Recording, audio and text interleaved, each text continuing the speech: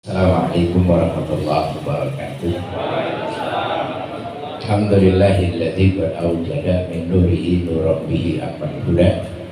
Sabaqal awalima bil wujudi bi asriha wal kullu minhu fil haqiqati muqtada. Amma ba'du, para alim ulama, para asatidz, pengurus TKM, jamaah sekalian yang mudah-mudahan kita semua dimuliakan oleh Allah Subhanahu wa taala. Alhamdulillah, pagi ini kembali kita kumpul dalam rangka mencoba menimba setetes ilmu Allah di lautan. Mudah-mudahan walaupun setetes, kalau kita manfaatkan, bermanfaat di dunia wal akhirah. Jamaah sekalian, saya coba tanya Pak Ustadz Maulana, judulnya apaan hari ini? Beliau bilang birrul walidain. Baik, saya terusin yang kemarin dikit, yang tahu tapi kagak paham. Ya, tahu tapi nggak paham. Banyak hal yang kita tahu nggak paham. Salah satu contoh yang kemarin aja baru terjadi. Negara Indonesia merdeka tanggal berapa? Hah? 17 Agustus. Yang bilang siapa? Bahkan tahu kagak paham kan? Syarat negara ada kepala negara. 17 Agustus sudah ada kepala negara belum?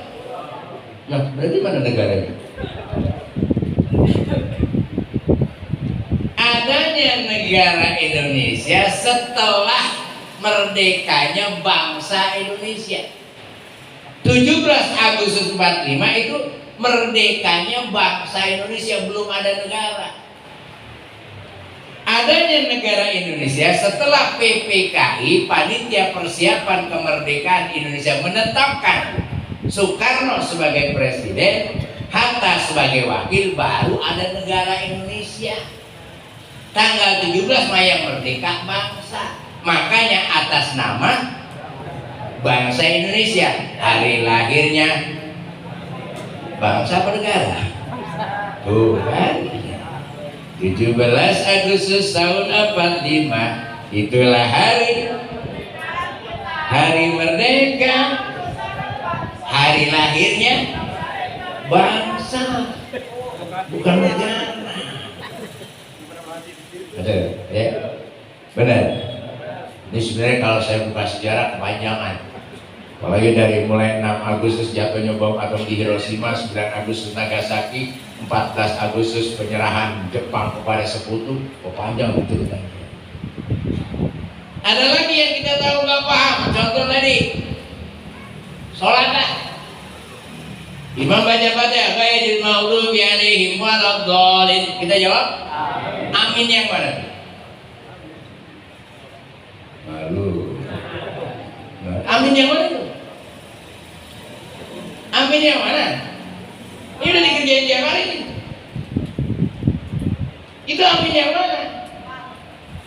Makanya kudu tahu Fatihah itu, setiap baca Fatihah harus diawali dengan kul. Karena itu bukan ayat Quran, omongan kita minjem omongan Allah. Masa Allah ngomong dirinya sendiri? Segala puji bagi Allah. Lalu puji diri sendiri. Yang puji siapa? Kita. Segala puji bagi Allah. Berarti itu omongan kita kepada Allah. Nyonteknya omongan Allah. Makanya sudah dari Qul alhamdulillahirabbil. Katakanlah segala puji bagi Allah Tuhan sekalian. Nah, ketika imam baca atau kita baca, ya, kalau kita menjadi makmum, setiap ayat mestinya amin. Alhamdulillahirabbil alamin. Amin. Ar-Rahmanir-Rahim. Amin. Kecuali lu sholat sendirian, aminnya lu gabung. Karena nggak begitu. Alhamdulillahirabbil alamin. Amin. Ar-Rahmanir-Rahim. Amin. Sendirian sholat begitu. Paham tuh, paham tuh. Jadi kalau Anda berjamaah, ada yang baca imam, tiap kalimat jawabnya amin. Ar-Rahmanir Rahim, yang maha pengasih maha penyayang. Amin. Iyyaka na'budu wa iyyaka nasta'in. Amin. Itu doa semua tuh. Paham? Udah pernah ngaji belum? Hah? Kenapa kita ini banyak kan keliru, tahu kagak paham? Termasuk tentang hadis apa? Kata Nabi, man ahabbun nasa ayyuhsina sahabat. Ya Rasul, siapa yang lebih berhak aku jadikan sahabat terdekat? Saya bingung kok jadi bakti orang tua. Kata Nabi, siapa yang lebih berhak aku jadikan ahsanus sahabat, sepaling baik kerabat terdekat. Kata Nabi, kerabat terdekatmu ibumu. Kerabat terdekat siapa lagi ya Rasul? Ibumu. Siapa lagi ya Rasul? Ibumu. Kenapa kok dibilang sahabat? Bukan bakti. Kalau bakti akan kalah dengan ridho biridho. Nah, kalau ridho Allah biridho dua ibu bapak apa ibu duluan? Dua-duanya. Bukan ibu doang. Lah kenapa ini sahabati? Karena maksud sahabati ada 3 yang dimiliki ibu, tetapi tidak dimiliki bapak. Namun bapak punya hak di situ. 1, hamil. Ibu hamil. Bapak hamil nggak? Ketika ibu hamil, ibu bapak ngapain? Emang nggak ada kewajiban apa? Lah ada yang ngasih umpan ibu siapa? Sekalipun di situ ada milik ibu hamil, tapi ada peran bapak yang memberikan makan banyak. 2, apa lagi? Ngelahirin. Yang punya ngelahirin siapa? Ibu. Ada nggak peran bapak? Yang ngeluarin biaya siapa? Berarti ada nggak peranan bapak? Lah ada. Bukan bapak nganggur ketika ibu ngelahirin, bapak enggak. Justru yang punya bapaknya. Bener. Gue bayar pakai apaan ya? Bener ya kira? Emang begitu perut enak, ada duitnya. Yang ketiga, menyusui. Itu ibu doang menyusui. Ada nggak peran bapak di situ? Nah, yang beliin susu siapa? Jadi maksudnya makanya kata Nabi, sahabati itu yang lebih dekat. Kalau lu konsultasi, jangan buru-buru sama bapak. Bapak kadang-kadang emosi. Bener. Konsultasi yang paling dekat sama siapa? Emak. Maka kata Nabi, siapa ya Rasul kalau saya punya masalah konsultasi sama siapa? Malu. Siapa lagi? Malu dulu. Karena biasanya perempuan lebih bisa meredam emosi. Benar? Lebih meredam emosi. Nah, kalau ibu dan bapak, kewajiban anak terhadap orang tua wajib hukumnya taat. Makanya wabil walidaini ihsana. Terhadap kedua orang tua seharus selalu berdua. Makanya ada orang pergi haji, ada yang namanya Arafah. Arafah apa Arafah? Kata Nabi, al-hajju Arafah. Haji itu penentunya Arafah. Padahal di Arafah nongkrong doang. Bener gak? Kan haji nongkrong doang ya. Emang apa ya? Haji itu ibadah praktek, bukan ibadah doa. Doa nomor sekian. Makanya kalau ada orang pergi haji manasiknya sampai bulan-bulanan, sama saya mah 5 menit. Ngapain lama-lama orang praktek? Yang penting tanggal 8 lu ada di Arafah, tanggal 9. Ya, ngapain nongkrong aja di situ. Doa nomor sekian, bener gak? Malamnya belum berangkat ke Mina, ngapain? Belajar nyambit. Nyambitnya cek berapa susah nyambitnya? 3 hari nyambit itu atau 2 hari nafar awal. Berangkat ke Mekah, ngapain? Muterin Ka'bah. Muter Ka'bah. Habis mutari Ka'bah, mundur ke belakang, bukit Sofa, Sofa Marwah. Kelar di Marwah, tinggal kelar haji berapa menit? Bentar lagi. Tapi yang penting bukan itu. Tujuannya apa? Kenapa kok al-hajju Arafah? Penentu haji Arafah. Ternyata man arafa nafsahu faqad arafa rabbahu. Siapa yang kenal dirinya, maka dia kenal Tuhannya. Kalau lu mau masuk surga, lu kenalin diri lu siapa, asal lu dari mana. Saya kan hamba-Mu ya Allah. Datang ke sini mencari ridho. Kata Nabi apa? Katakan Allah, ridallah fi ridal walidain wa sakhtullah sakhatan. Redoknya Allah tergantung redoknya orang tua, murkanya Allah tergantung murkanya orang tua. Jangan mimpi masuk surga kalau lu gak dapat redok dari orang tua. Kuncinya adalah redok. Kadang-kadang ada yang mau pergi haji lucu Pak. Ustaz, saya kan mau berangkat haji, emak saya kuburannya ada di Jogja.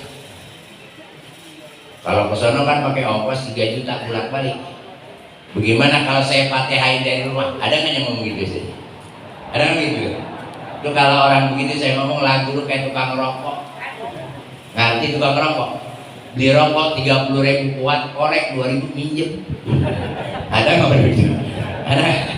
Lah rokok 30 kuat beli, korek 2.000 minjem. Padahal kalau nggak ada korek ngerokok kan? Agak. Lu pergi haji 45 juta kuat, 3 juta buat nyari orang tua nggak kuat, kan lucu. Lucu lah. 45 juta lu buat pergi haji, yang 3 juta nyari orang tua nggak dapat. Ini kira-kira ada nggak model gitu? Ada model gitu?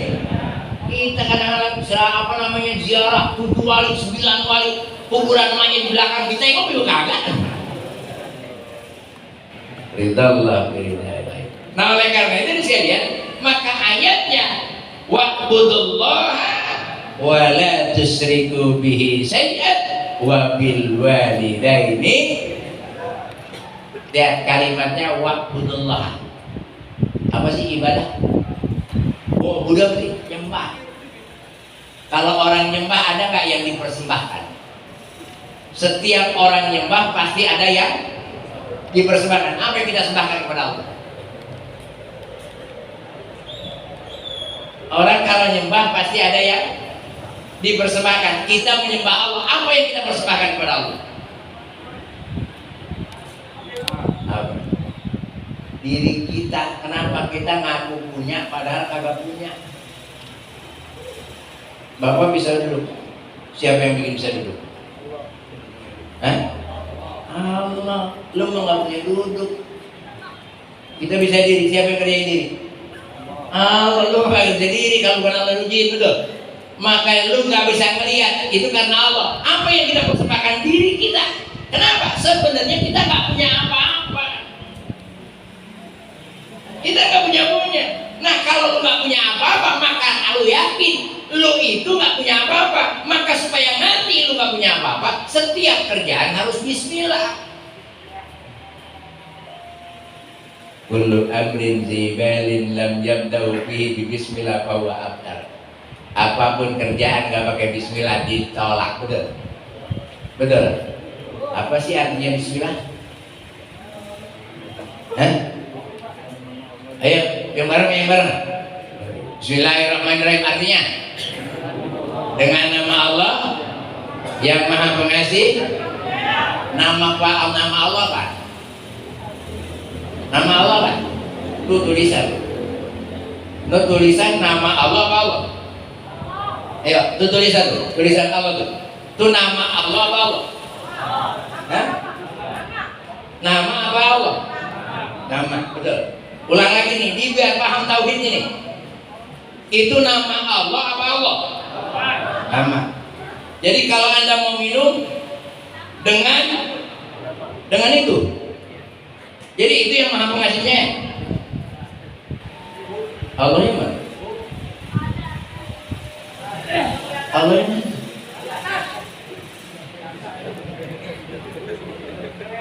Dengan nama Allah berarti dengan itu. Allah yang mana? Maka oleh karena itu menerjemahkannya kudu pas.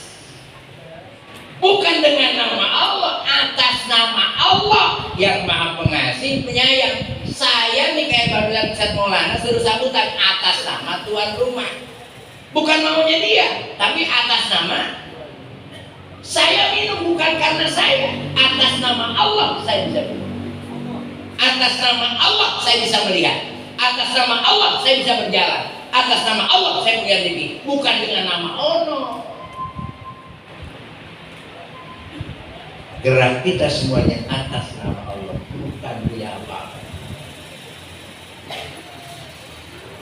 Makanya Ar-Rahman Ar-Rahim. Ar-Rahman apa artinya? Takut amat ngerti biasanya sih. Ar-Rahman Ar-Rahim apa artinya? Pengasih sayang. Awas, kadang-kadang ada yang suka sok-sokan pengasih dan penyayang. Itu dannya dari mana? Nggak ada Ar-Rahman War-Rahim. Ar-Rahman Nirahim, kasih sayang, bukan kasih dan sayang. Kalau kasih dan sayang cuma dua, Allah punya sifat cuma dua, kasih dan sayang. Tapi kalimat ini kasih punya arti sendiri. Dua kata yang berbeda apabila dijadikan satu maka mempunyai makna tersendiri. Kalau dipisahin balik lagi asal artinya. Makanya Ar-Rahman Ar-Rahim pengasih, jangan pengasih dan penyayang. Kalau pakai dan bahaya. Lu ada di jalanan tuh makanan namanya tongseng, enak kan dimakan tongseng? Makanan tongseng enak kan dimakan? Coba pisahin dah. Tong dan makan dan.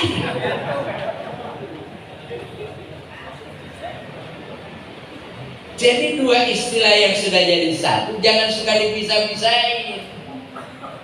Kalau dipisahin jadi bahaya. Nah inilah kenapa kadang-kadang kita tahu tapi tidak paham. Ya tadi, fahtadal arslam tisara, wazadal burja badawakara, wamtalani samawati anwara, wagajatil malaikatu tahlilan, watamjidan, wasirbar. Jawabannya subhanallah. Kan agak pas lagi. Iya, ketika Nabi mau lahir, malaikat terbagi tiga. Yang satu kelompok satu tahlilan, yang kelompok kedua tamjid dan puji, yang kelompok ketiga istighfaran kelompok tiga wastighfaran baca. Tadi jawabnya gimana?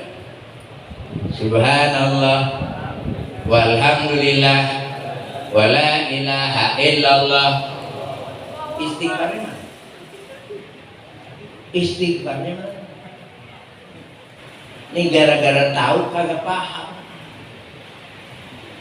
Itu ngapa istighfar tuh? Buang, kan di dalamnya ada. Tahlilan wa tamjidan wa istighfar. Jawabnya kudu pakai istighfar.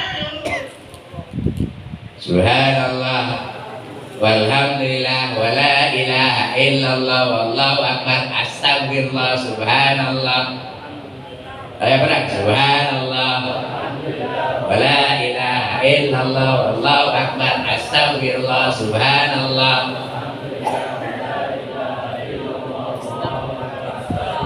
Jangan dilepas tuh istighfarnya. Jadi nyingkron. Ustaz biasanya nggak pakai istighfar, lu salah naruh. Ada kalimat yang nggak pakai istighfar. Ketika Nur Nabi Muhammad menjadi satu, ini lahir. Ini cerita rawinya kepanjangan, ntar aja ya. Jadi pakai istighfar. Ustaz selama ini saya nggak pakai istighfar, salah kah? Nggak salah, cuman kurang lengkap. Ya, cuman kurang. Nah kembali yang saya lihat, makanya wabil walidaini ihsana. Hendaklah kita kepada orang tua selalu berbuat. Bahkan katanya wa qadha rabbuka alla ta'budu illa iyyahu wa bil walidaini ihsana. Masyaallah ya Pak ya. Karena memang kita berasal dari orang. Bahkan Nabi pernah ditanya, ya Rasul, saya punya ibu, Saya punya istri, ibu saya bilang, saya nggak setuju sama istri lu, ceraiin. Ibu minta ceraiin bininya. Dia ngadu ke Rasul, kata Rasul, setengah surga itu ada di ibu. Setengah surga itu ada, terserah kau mau ambil yang mana. Kau ambil istri, kau abaikan ibumu, berarti setengah surga sudah kau bilang. Kalau kita kira-kira bini berantem sama emak, mana yang kita belain? Nah, itu belain. Nah, ya. Padahal emak kita yang ngelahirin kita ya. Insya Allah kita nih kadang-kadang bini sama emak kalah emak kita. Ya. Wow, karena Ustaz, karena dia kan ada udah punya anak saya kan dari dia. Iya, sebab lu ada dari mana? Nggak mungkin adanya cucu atau anak lu gara-gara nggak ada. Abang awal adalah emak. Inilah wabil walidaini. Ingat cerita Uwais Al-Qarni ya, karena baktinya kepada orang tua terutama ibu. Nah, oleh karena itu namanya juga ummu. Maka Nabi juga bergelar ummi ya. Ummi itu apa sih ummi? Ummi ibu, bukan buta huruf. Nabi katanya ummiyun, buta huruf lah. Kalau Nabi buta huruf nggak bisa baca, betul? Saya mau tanya, Quran yang nyusun siapa? Sahabat kan? Kalau Nabi nggak bisa baca, salah kan kita? Quran ini taruh di sini, Quran ini di sini. Yang mindah-mindahin siapa? Nabi atau bukan? Berarti Nabi pinter kan? Siapa bilang bodoh? Siapa bilang Nabi itu bodoh? Ummi itu ibu.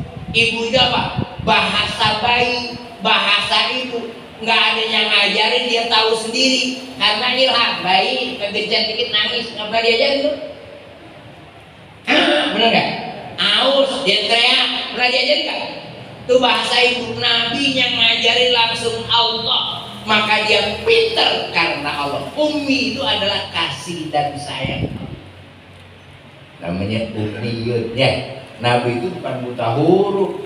Jangan salah, masa Nabi buta huruf? Nabi mah pintar, nyusun Quran. Yang nyusun siapa? Yang mindah-mindahin siapa?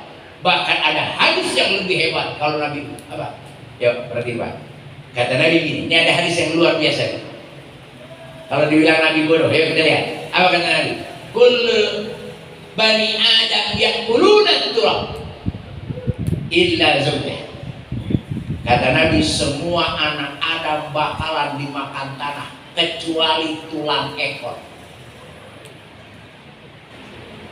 Gara-gara hadis ini para ilmuwan meneliti, apa benar nih omongan Nabi? Ternyata ada tulang ekor kecil mas. Ternyata digetok sampai mati kayak apapun gak hancur. Ditaruh di zat asam yang paling asam gak hancur. Ternyata Nabi benar. Ada tulang yang gak pernah dimakan oleh tanah, adalah tulang ekor. Kalau Nabi bodoh bisa nggak ngomong gitu? Ternyata itu